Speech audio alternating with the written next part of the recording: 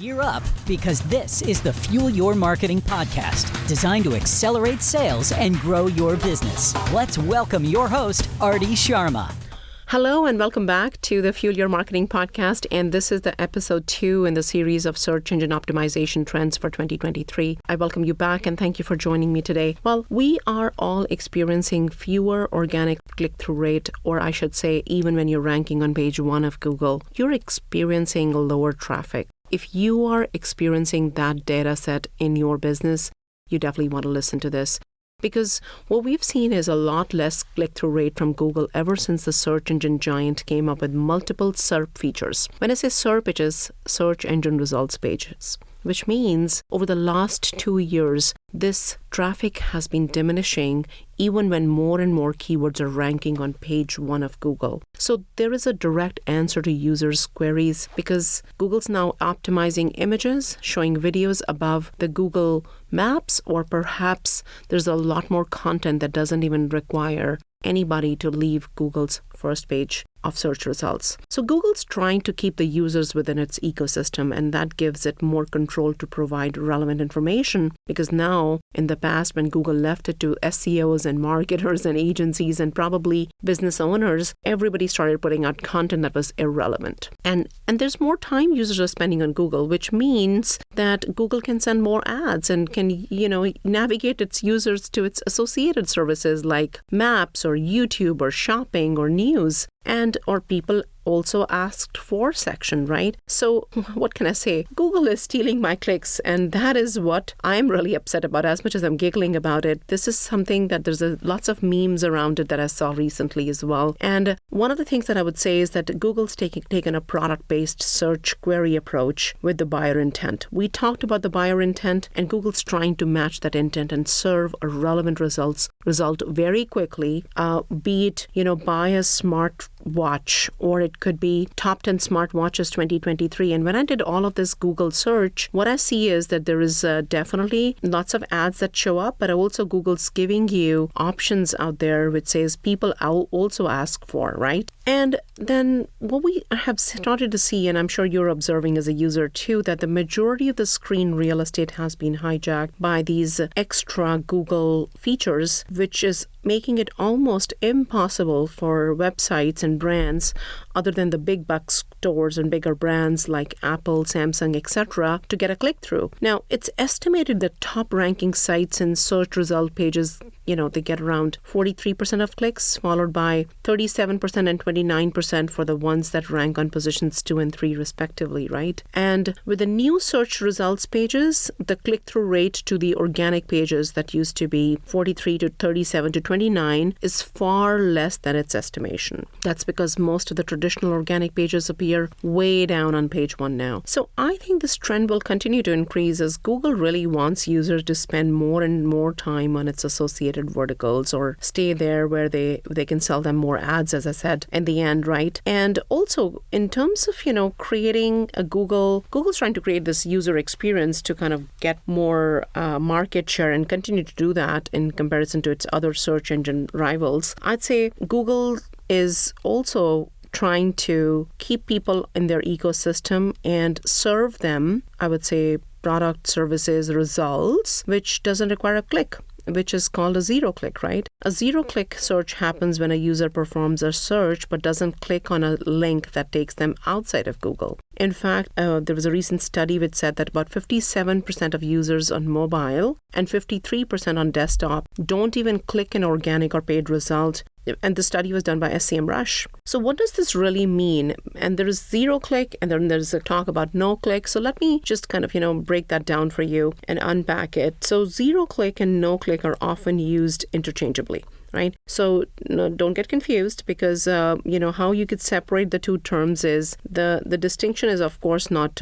I hope it's helpful, because there are two major subsets of this type of content. Zero-click content is informational content, which is focused on search engine results page, because it provides the searcher what they really want without having to leave the search page, right? The page 1, when they land there, they have that content and they can consume it. Whereas no-click content is high-value content that is being published by a brand that requires no click to consume fully. It's often published on a third-party site like a social media. It could be an image. It could be a response to a question on a forum, and that's just there, or what people search, right? So the worldwide data also tells that there's about 65% approximately zero-click searches happening, and there is about 2% paid and about 33% organic. So while people are focused and marketing agencies are focused on the organic and the paid side, there's a big portion that's happening, which is about 65%, which is zero click. Now, it may not apply to every industry.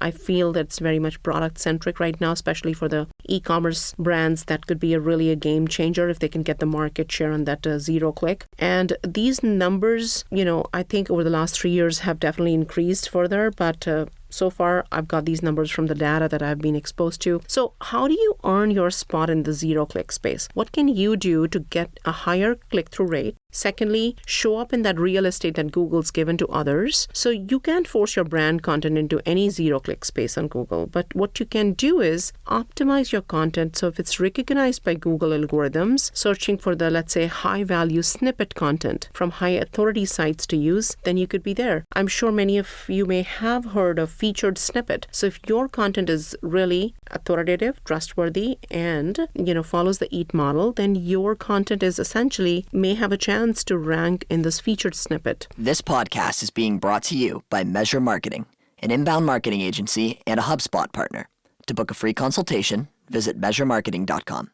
And, if you format it the way Google will understand, if you're writing a how-to tutorial, make sure to use numbered lists, which are easy to identify as instructions. And then start the sentence with the concept is or word means so that the, Google robots can tell what follows that particular blog or the piece of content. So learning from the existing featured content also, look at what is being featured currently and then kind of adjust your content to be in that realm. Again, there's something technical that I'm going to share which is called structured data that helps Google understand more about your content and the way to present it in the zero-click content. So if your agency is following the structured data, then obviously you're going to be in not saying that you 100% are going to be in the featured snippet mode, but your chances are higher, right? Again, you cannot buy that piece. You cannot force Google to like it. And there's so many people trying to win this game now in that real estate, the first page top real estate, and instead of just the organic and the zero click. It's difficult, but just stay at it, right? Like any other, I would say, a search engine optimization firm, or the strategy is to finding the right intent and context that people are looking for and then kind of creating that content. We covered that earlier on. So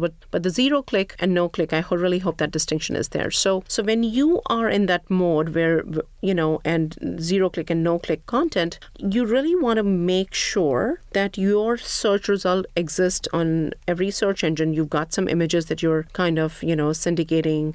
You are looking and going after the featured snippet. You're answering those questions and also taking what people search for seriously and trying to get in those Google's people search for, or if I think people also ask section, that's a big one to get into. So those are a few things that I would leave you with. Now, if you're an app, Google really creates information to show up certain apps or direct links to those apps in their different categories. So if you're an app, there is another way to do it, but that's for another time. But people also ask section. Clicking on any of those, icons or featured snippet content, it really offers maybe an outbound link to the searcher. But by this point, it's possible that they've gotten what they really came for, right? So you've given a featured snippet, but there's also a link. Again, to earn your spot in the zero-click space, summarizing it, format your content in a way that Google will understand, learn from some existing featured content, use structured data. And in terms of no-click content, I can leave you with some examples. The content topics that you could process is the same as for any other type of content. The most common places you will see no-click content is on social media platforms. So if you're not on TikTok and on Instagram, you probably will not have that no-click content available. But I think by this time, we've understood that TikTok is not going away anywhere. TikTok is the way to go, and Instagram videos, Instagram stories, reels, YouTube Shorts, and video content is where I would say on third-party sites is the best way to build the no-click content. There's a lot of tools. Hopefully, I'll get a chance to cover video content separately in another segment, but no-click content is amazing. And I think the other example of no-click content could be an actionable tip that you could leave people with. Even if you're in a B2B market, I think talking about, let's say, leadership, culture, those are the areas that you could focus on if you don't want to talk about your product and services or just a pain point that your potential consumers may be experiencing. Interview somebody. Those are all forms of no-click content, right? So the payoff from the zero and no-click content is huge.